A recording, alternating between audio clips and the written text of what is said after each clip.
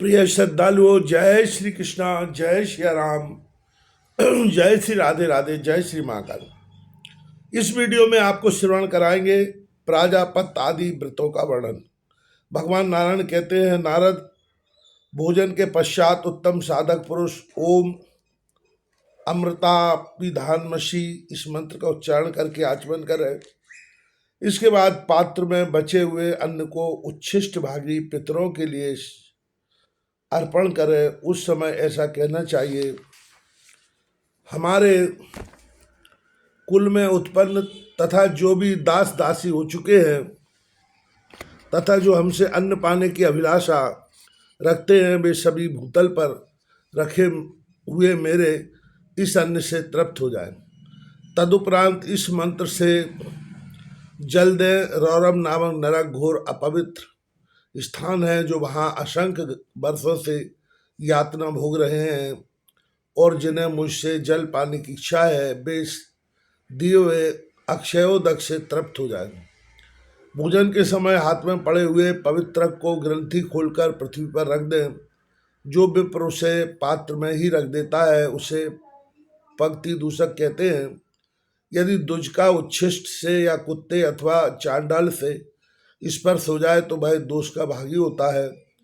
उसे इस दोष से छूटने के लिए एक रात उपवास और पंचगव्य का प्राशन करना आवश्यक है। अनुच्छिष्ट की स्थिति में स्पर्श होने पर केवल स्नान कर लें। प्राणाग्निहोत्र के विशेषज्ञ विप्रों को जो अन्नदान करता है वह भी पुण्य का भागी होता है। दाता और भोक्ता दोनों समान फल के भागी होते हैं, दोनों को स्वर्ग की प्राप्ति होती है। जो दुज हाथ में पवित्रक धारण करके विधि पूर्वक भोजन करता है, उसे प्रत्येक ग्रास में पंचगव्य के प्राशन जैसा पूर्ण फल उपलब्ध होता है। पूजा के तीनों काल अर्थात प्रातः, मध्याह्न और सायंकाल में प्रतिदिन जप, तर्पण, होम और विप्र भोजन कराना चाहिए। इसे ही पुरस्चरण कहते हैं। पृथ्वी पर शयन करें, मन में धार्मिक भावना बनी रहे, क्रोध के वशीभूत न रहें, इंद्रियों पर अधिकार रहे, थोड़ा और मधुर पदार्थ भोजन करें और चित्त को शांत रखें। नित्य तीनों समय स्नान करें। मुझसे कभी अपवित्र वाणी न बोलें। स्त्री, शूद्र, पतित, ब्रात, नास्तिक और झूठे मुँह रहने वाले से बातचीत न करें। चांडाल से वार्तालाप ना करें। मुनिवर जप, होम और पूजन करते समय किसी को प्रणाम करके बातचीत ना करें। मैथुन संबंधी बातचीत तथा गोष्ठी करना वर्जित है। मन, वाणी और कर्म से सभी अवस्थाओं में सर्वथा और सर्वत्र अष्ट मैथुन का त्याग करें। इसी को ब्रह्मचर्य कहते हैं। राजा और गृहस्थ के लिए भी ब्रह्मचर्य की ऐसी बातें कही गई हैं कि वे अपनी ऋतु स्नाता स्त्रियों के साथ विधि पूर्वक नियमित संग करें। स्त्री पाणी ग्रहिणीता और सवर्णा हो, ऋतु देखकर रात्रि के समय अवसर पर नियमित गमन करें। इससे ब्रह्मचर्य का नाश नहीं होता। तीनों ऋणों का मार्जन और पुत्रों को उत्पन्न किए बिना ही जो यज्ञों का अनुष्ठान करके संन्यास लेना चाहता है, वह नरक में गिरता है। बकरी के गले के स्तन की भांति उसके जन्म को श्रुति निष्फल बतलाती है। विपेंद्र, इसलिए तीनों ऋणों से मुक्त होने का कार्य करना भी आवश्यक है। ये तीनों ऋण देवताओं, ऋषियों और पितरों के हैं। ब्रह्मचर्य द्वारा ऋषियों के तिलोदक दान से, पितरों के तथा यज्ञ से देवताओं के ऋण से पुरुष मुक्त हो जाता है। अपने अपने आश्रम में रहकर धर्म का आचरण करें। विद्वान पुरुष दूध, फल, शाक और हविष्य भोजन करें। इस प्रकार रहकर जप करें। कृच्छ, चांद्रायण आदि व्रत का करने वाला पुरुष लवण, क्षार, अम्ल, गाजर, काशी पात्र में भोजन, तांबूल भक्षण, दोनों समय का भोजन, दूषित वस्त्र धारण, उन्मत्त की भांति बातचीत तथा श्रुति स्मृति के विरुद्ध व्यवहार एवं रात्रि में वैदिक मंत्र का जप न करें। जुआ, स्त्री और पर आप बाद में समय न व्यतीत करें, देवताओं के पूजन स्तवन और शास्त्रावलोकन में उसका समय व्यतीत हो। पृथ्वी पर शयन करें, ब्रह्मचर्य के नियमों का पालन करे और मौन रहे, प्रतिदिन तीनों समय स्नान करे, नीच कर्मों का परित्याग कर दे, पूजा दान आनंद स्तुति और कीर्तन ये नित्य उसके द्वारा होते रहें, नैमित्तिक पूजा करे और गुरु एवं देवताओं में विश्वास रखे। जब शिव पुरुष के लिए परम सिद्धि प्रदान करने वाले ये 12 धर्म है। प्रतिदिन सूर्यों पर स्थान करके उनके सामने ही जप करे, निष्काम भाव से अपने किए हुए संपूर्ण कर्म देवता के अर्पण करे। पुरस्चरण करने वाले पुरुष को इस प्रकार के नियमों का पालन करना आवश्यक है। अतएव द्विज प्रसन्नता पूर्वक जप और होम में सदा लगा रहे, तपस्या और अध्ययन करता रहे तथा प्राणियों पर दया करे। तपस्या से स्वर्ग की प्राप्ति हो जाती है। तप महान फल को देने वाला है। नियमित रूप से तपस्या करने वाले पुरुष के सभी कर्म सिद्ध हो जाते हैं। जिन जिन ऋषियों ने जिस जिस प्रयोजन की सिद्धि के लिए देवताओं की स्तुति की, उन पुरस्चरण करने वाले ऋषियों की वे कामनाएं पूरी हो गई। उनके शांति आदि कर्म जो अनेक प्रकार के हैं आगे बताए जाएंगे, परंतु वे सभी कर्म पहले पुरस्चरण करके आरंभ करने चाहिए, तभी वे सिद्धि देने वाले होते हैं। स्वाध्यासन अर्थात गायत्री मंत्र के पुरस्चरण में द्विज पहले प्राजापत्य व्रत करें। इस व्रत का नियम यह है कि सिर और दाढ़ी के बाल बनवा ले, नखों को कटवाकर पवित्र हो जाए, एक दिन रात पवित्रता पर पूर्ण ध्यान दे, वाणी पर पूरा अधिकार रखे, सत्य बोले, पवित्र मंत्रों द्वारा व्याहतियों का जप करे, गायत्री की तीनों ऋचाओं के आदि में ओमकार लगाकर तप करे, आपो ही इष्ठा यह सूक्त पवित्र एवं पापों का संहारक है।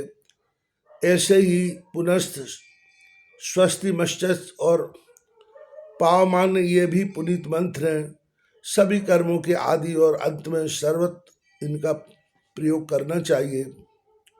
शांत अर्थ 1100 अथवा 10 बार इनका पाठ करना आवश्यक है, अथवा ओमकार और तीनों व्याहतियों सहित त्रिपदा गायत्री का 10,000 जप करे। आचार्यों, ऋषियों, छंदों और देवताओं का जल से तर्पण करना चाहिए। अनार, शूद्र और नीच व्यक्ति से बातचीत न करे।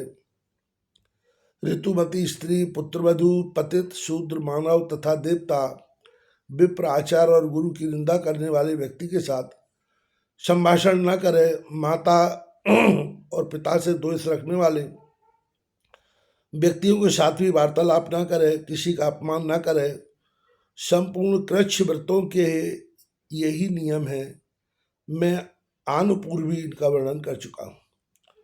अब प्राजापात, शांतपन, पराग, कृच्छु और चंद्रायण व्रत की विधि कही जाती है। इसके प्रभाव से पुरुष 5 प्रकार के पापों तथा संपूर्ण दुष्कृत्यों से मुक्त हो जाते हैं। तप्त कृच्छ व्रत करने से संपूर्ण पाप उसी क्षण भस्म हो जाते हैं।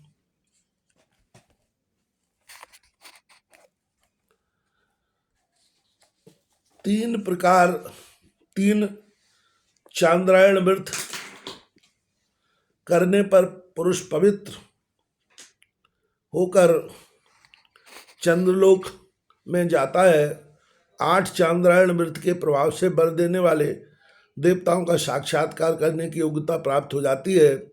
10 चांद्रायण व्रत करने से छंदों का ज्ञान प्राप्त करके मनुष्य संपूर्ण मनोरथों को पा लेता है। 3 दिन प्रातः काल और 3 दिन सायंकाल तथा 3 दिन बिना मांगे जो कुछ मिल जाए उसी का भोजन करे। इसके बाद 3 दिन तक उपवास करे। इस प्रकार द्विज को प्राजापात व्रत करना चाहिए। अब शांतपन व्रत का उपस्वरूप बतलाते हैं। पहले दिन गौमूत्र, गौमय, गाय का दूध, दही और घृत तथा कुशोदक इनको एक में मिलाकर पी ले। दूसरे दिन उपवास करे। इस प्रकार 2 रात्रि में यह कृच्छ शांतपन व्रत पूर्ण माना गया है। अब अति कृच्छ व्रत कहते हैं 3 दिनों तक 1-1 ग्रास, 3 दिनों तक 2-2 ग्रास और 3 दिनों तक 3-3 ग्रास तथा 3 दिनों तक उपवास करे। इस प्रकार द्विज को अति कृच्छ व्रत करना चाहिए। कृच्छ शांतपन व्रत में जो नियम बतलाए गए हैं उन नियमों को तिगुने रूप से पालन किया जाए तो उसे महाशांतपन व्रत कहते हैं। अब तप्त कृच्छ व्रत बतलाते हैं। इस व्रत में द्विज को चाहिए कि 3-3 दिनों तक क्रमशः जल, क्षीर, घृत तथा वाई पीकर रहे। जल गर्म पीना चाहिए, एक समय स्नान करें, नियम पूर्वक केवल जल के आहार पर रहे। यह प्राजापात्य व्रत की विधि बतलाई गई है।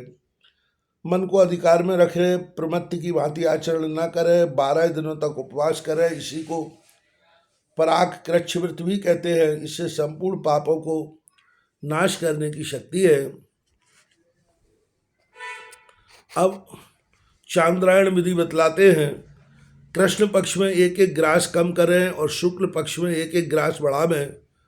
अमावस्या तिथि को कुछ भी न खाएं। चांद्रायण व्रत में इस प्रकार की विधि का पालन करना चाहिए। इस व्रत में त्रिकाल स्नान करने का नियम है। विप्र प्रातः काल स्नान करने के पश्चात अपना आहनिक कृत्य करके मध्याह्न काल में 4 ग्रास भोजन करें। रात में भी 4 ग्रास लें। इसको शिशु चंद्रायण कहते हैं। संयम पूर्वक रहकर दिन के मध्याह्न काल में हविष्य के 8-8 ग्रास भोजन करें। यह अति चांद्रायण व्रत कहलाता है। रुद्र, आदित्य और वसुगण तथा मरुदगण एवं पृथ्वी आदि संपूर्ण कुशल देवता सदा इस व्रत का पालन करते हैं। विधि पूर्वक किया हुआ यह व्रत 7 रात में शरीर के भीतर रहने वाली त्वक, अशक, पिशित, अस्थि, मेद और मज्जा आदि धातुओं को पवित्र कर देता है। यह 1-1 धातु 7 रात्रियों में पवित्र हो जाती है, इसमें कोई संशय नहीं। इन व्रतों के द्वारा पवित्र होकर सदा सत्कर्म का अनुष्ठान करता रहे। इस प्रकार शुद्ध हुए पुरुष के कर्म सिद्ध हो जाते हैं, इसमें संशय नहीं है। अंतःकरण को शुद्ध करके सत्यवादी और जितेंद्रिय बनकर उत्तम कर्म करने का विधान है। तभी पुरुष अपने संपूर्ण अभिलिषित कर्मों को निश्चित रूप से प्राप्त करता है। संपूर्ण कर्मों से रहित होकर 3 रात तक उपवास करें अथवा 3 रात तक नियम का पालन करें, तदनंतर कार्य आरंभ करें। इस प्रकार पुरुष शरण का फल प्रदान करने वाला विधान कहा गया है, जिससे संपूर्ण फल सुलभ हो जाते हैं। गायत्री के पुरुष चरण में संपूर्ण कामनाएं सिद्ध हो जाती हैं। देवर से विशाल पापों का उच्छेद करने वाली यह गायत्री की उपासना तुम्हारे सामने स्पष्ट कर दी। मंत्र के जापक को चाहिए कि आरंभ में देह को शुद्ध करने वाले व्रत का आचरण करें, तत्पश्चात पुरुष चरण प्रारंभ करें। वही संपूर्ण कला का अधिकारी होता है, वही संपूर्ण फल का अधिकारी होता है। इस प्रकार पुरुष चरण का यह गोपनीय विधान तुम्हें सुना दिया। इसे किसी साधारण व्यक्ति के सामने नहीं कहना चाहिए, क्योंकि इसे श्रुतियों का सार बतलाया गया है।